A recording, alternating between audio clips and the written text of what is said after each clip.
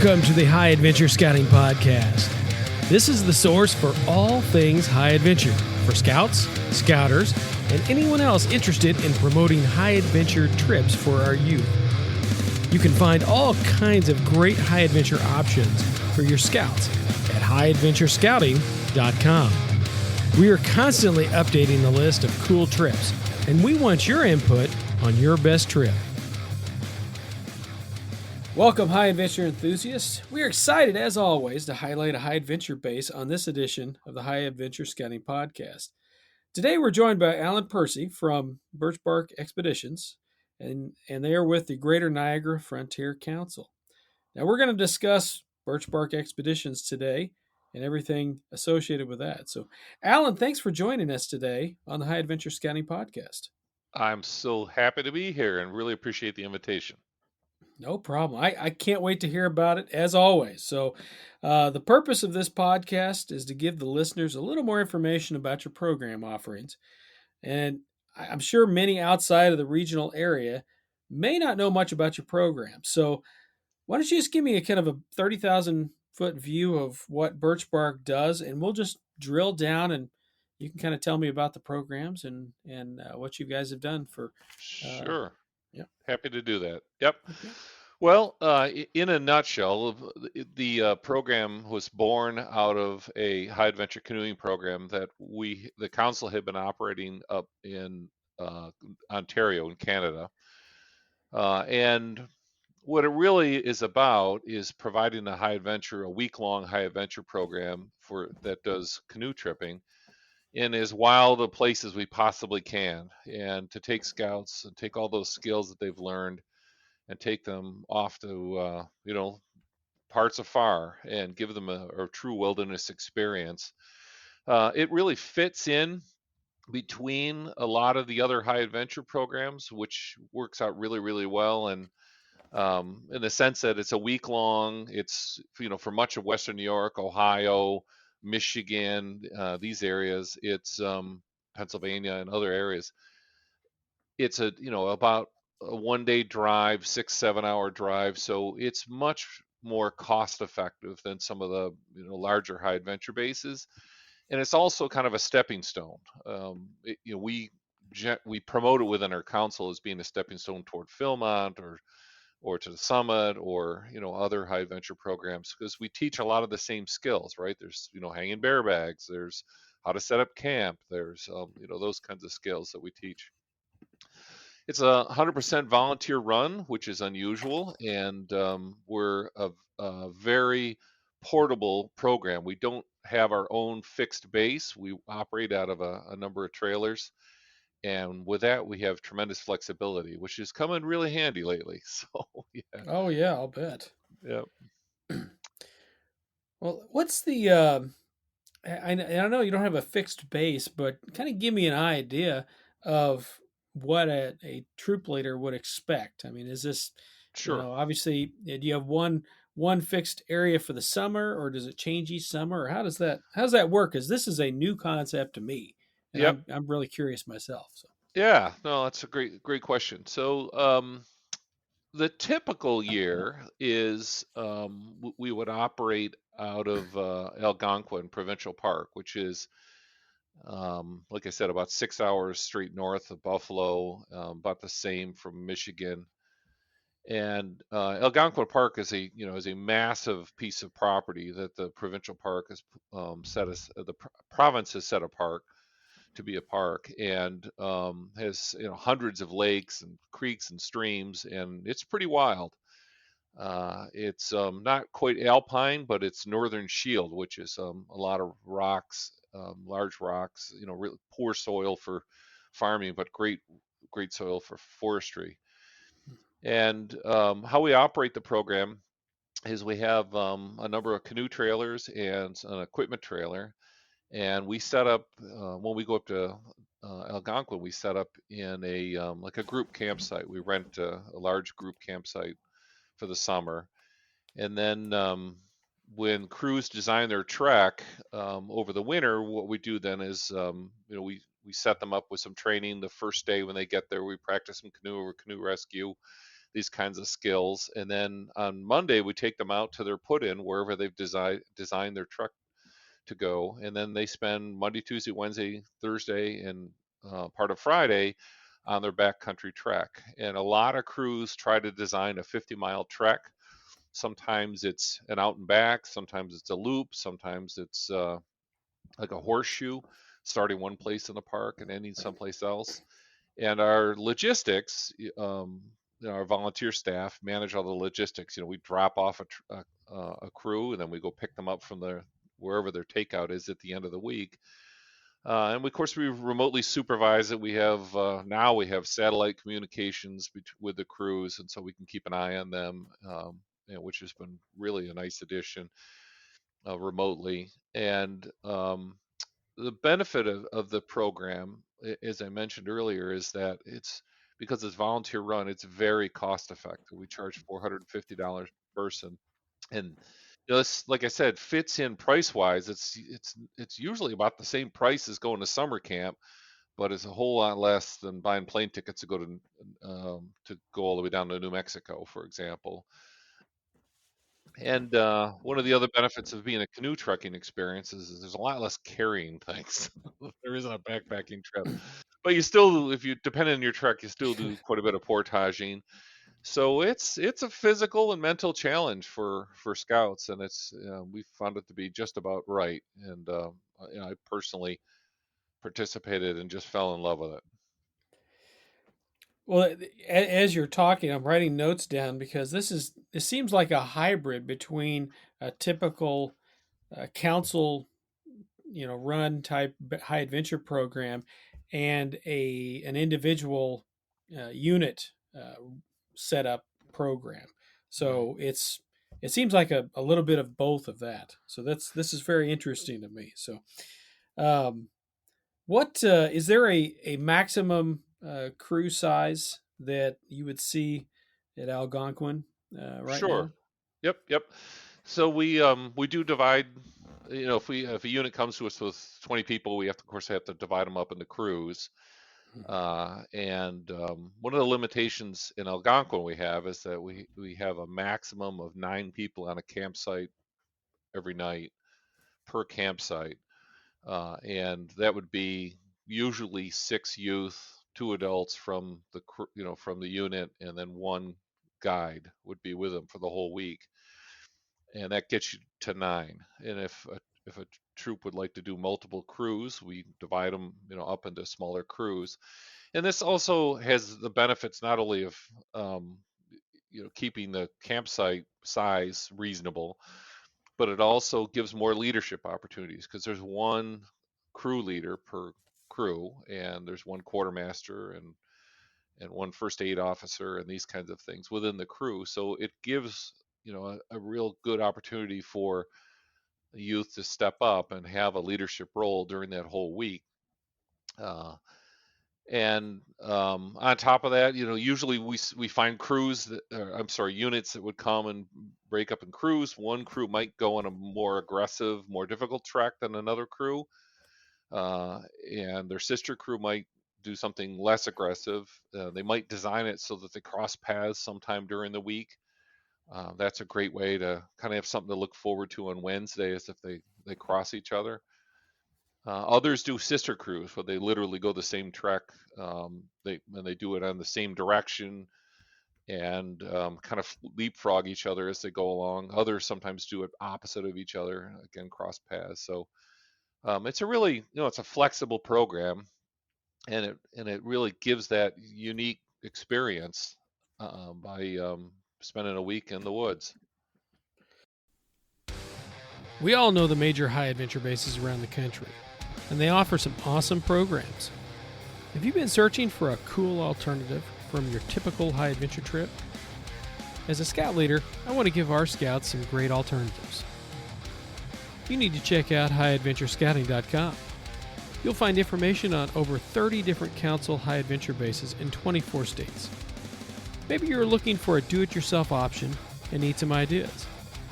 Maybe you've taken a great trip and you want to share your good fortune with your fellow scouts and scouters. Just send us the details and we'll publish your trip. Whatever your interest, HighAdventureScouting.com is the one-stop shop for all things high adventure. That's HighAdventureScouting.com. Exactly. And those leaders that are listening that are used to, say, the Boundary Waters, that's 9 people. That's the same kind of setup. And you answer one of my questions, whether there was a guide that goes along or it's a you kind of do it yourself. So that answers my question. Uh, as far as planning a trip like this, it sounds like once the units sign up, decide to come, you guys will work with them on, all right, here's the possibilities, and do you let them design their own with your input, or how does that work? Yeah. Yeah, so just quick overview of what training is included. We generally try to get people to sign up in the December, early January timeframe. That's usually when troops make the decisions about what to do for the upcoming summer. And we have a meeting in late January, and we do typically hybrid. We're doing, physical meeting with a Zoom call going on at the same time, and that we cover a lot of I'll call it just the paperwork, right? It's how's your crew organized? What kind of positions do you need? How do you decide on a route? How's the menu designed? These kinds of things. We kind of give them an overview of everything that they need to do between now and when they put in July. And then we have a second meeting in February, which is a little more youth focused. What we're going to do is we're going to give them all the materials that they need to plan a trek.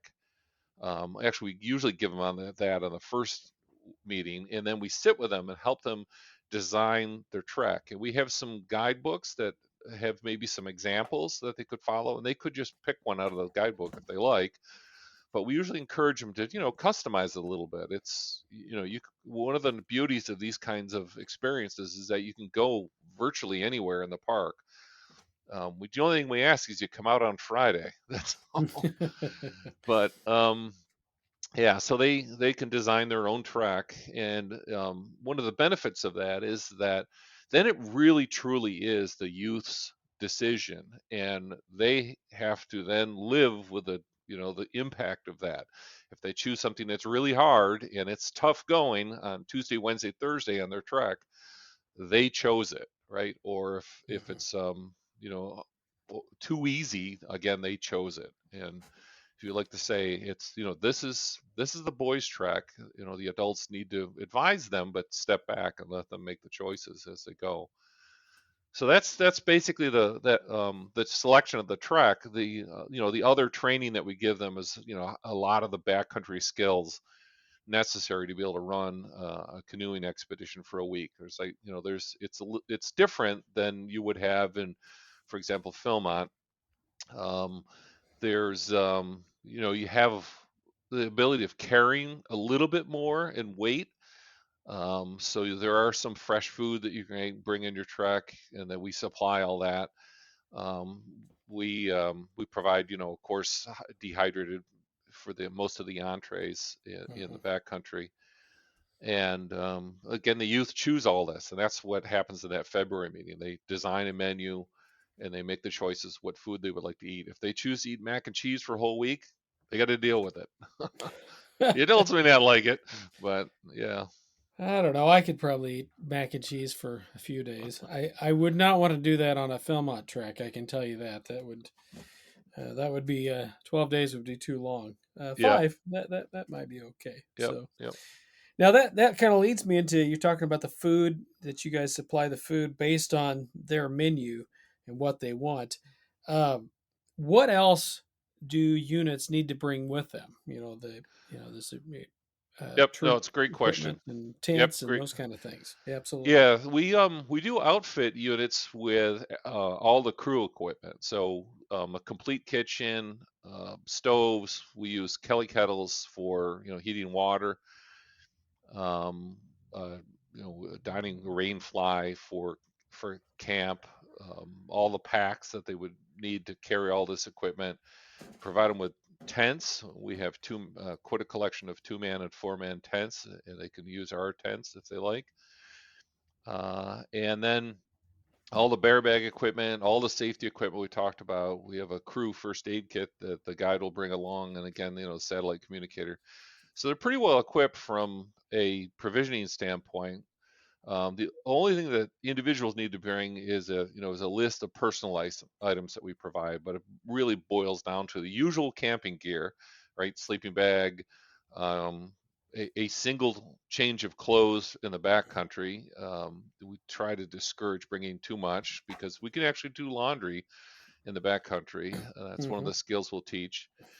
And Also some, a dry bag to keep their equipment, I'm sorry, their own clothes dry. And other than that, a couple other small things that we ask them to bring. So it's pretty turnkey, and it's not expensive, right? We don't ask them to buy $150 backpacks or anything like that. It's just a dry bag, a 20-liter dry bag, as we ask them to bring. Right, right. So that sounds pretty typical for most of the canoe trips. You Yep, need the dry bag, and everything else kind of goes along with it. So yep, that's good to know. The equipment thing is something that I always look at. All right, what's included? What do we have to bring? Not all units have everything, and uh, the and you're talking about washing clothes in the backcountry. I figured out how to do that with our Philmont cruise. We used very large, like 2 gallon bags and some detergent. Actually, yeah. Space. actually, it was the suds that they gave us, and that's what we used to wash our clothes. So, Yeah, it's the okay, same procedure. The only okay, difference is we yeah. have a lot more water. That's Oh that's the big yes, difference. Yeah, yes, yeah. yeah, We made sure we were in a staff camp to do that, but yeah. we did not do any laundry when we were in the Boundary Water. So if I went back, I could probably use those skills now to do that again. Right. So it sounds like we're on the same trek area. So um, as far as uh, I'm sure most of the scouts and leaders come from the geography around your area. Do you have any units that come from far away that you've seen? One interesting little thing about it is you would think that the majority of our treks, of course, are from, the Western New York, New York State, Pennsylvania, but we have some real surprises now and then. And one of them is we have a group, a troop that comes up every other year from Louisiana, Oh. and they have a big 15 passenger van, and they turn up every other year, which is a wonderful treat. We've had them from Carolinas and Virginia. This last summer we had quite a crew come up from Baltimore, Maryland, actually of all young ladies, of one of the newer all Mm-hmm. girl troops, which Right. was a real treat. We had to make a few adjustments to the program to handle just young ladies. So yeah, Yeah. it's been we usually get a couple of crews every summer from parts afar, and it's a real treat to get to know folks from outside the area and kind of compare notes as scout leaders do, learn about each other's local area and all. So we love it and love having them come. Well, that's awesome. Now, do you have just troops come, or do you have venturing crews come up that direction? Or Oh yeah, we yeah, have okay, venturing crews, and I think we had an explorer post come along. So yep, that's unusual. They're yeah, usually a little more occupational, so that's cool. That's yeah. cool. Now you talked about kind of signups. You know, most of the time, December, January. That's plenty of time to kind of get a spot and those kind of things. Yeah, absolutely. Yeah, what we do is we on our website and WNY, which is Western New York Hmm. Scouting.org/Birchbark. We have a chart and we publish what's available. An empty square means it's available, and then as troops register or request a reservation on that website, what we do is we pencil them in, right? We put them on the chart, and then we ask them to make a deposit to secure the spot. Hmm. And that's generally the easiest way. People can see what's available. They can work with a youth to pick a week that works for everybody. We can always competing school sports, a lot of other things usually going on. And then based on that, then they lock in, and then they're on their way. And at that point, there's payments.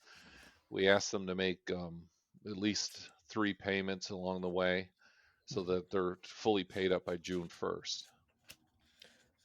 Right. Well, $450 is pretty good for any program. I mean, you mentioned that's getting fairly close to summer camp charges in most councils.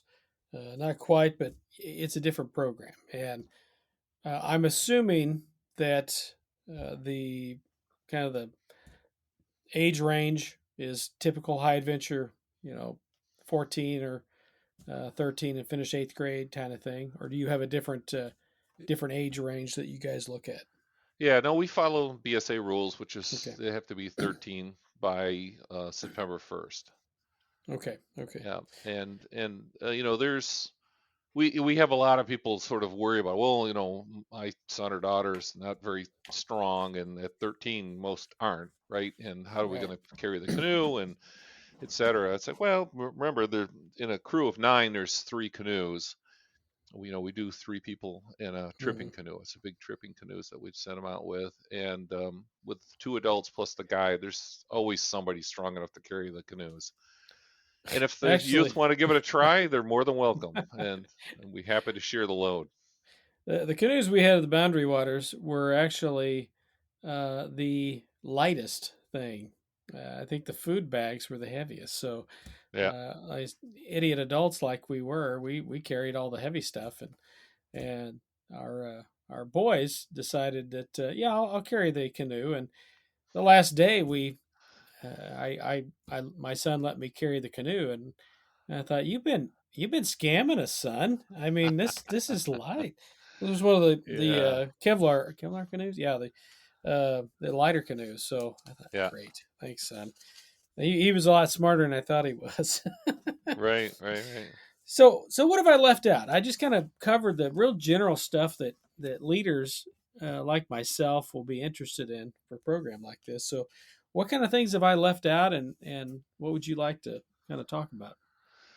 Yeah, well, I would probably, if I was going to add anything from what we've already spoken about, is the importance of understanding that this really is, the youth's experience. And if maybe we're going to, suggest people do is pull out a map, pull out a map of Algonquin. You see how huge that is, and in the meantime, give some consideration to that. Um, this year in 2021, we're temporarily relocated to the Adirondacks, and similarly, pull out a map and look at the scope and the size of the Adirondacks, and you see there's just some amazing places that you can go. And I would encourage the units to give it a shot. It's a great experience, and I really fell in love with it, like I said, with my boys, and it really made a difference for them. Perfect. Well, Alan, I want to thank you for joining us today. Hey, appreciate it. And again, anyone has any questions or thoughts, just wnyscouting.org/Birchbark is the place to see all the answers. Good. Well, I want to thank Alan Percy from Birchbark Expeditions for joining us today. As he mentioned, you can get more information on their programs at wnyscouting.org/Birchbark. That's wnyscouting.org/Birchbark. Thanks for joining us today, and remember to tell your friends about this podcast. You can find us online at highadventurescouting.com, on Facebook or Instagram.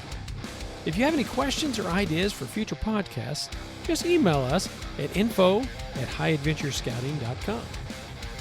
This podcast and website are independent and not affiliated with any youth organization. Happy high adventure! This has been a production of High Adventure Resources.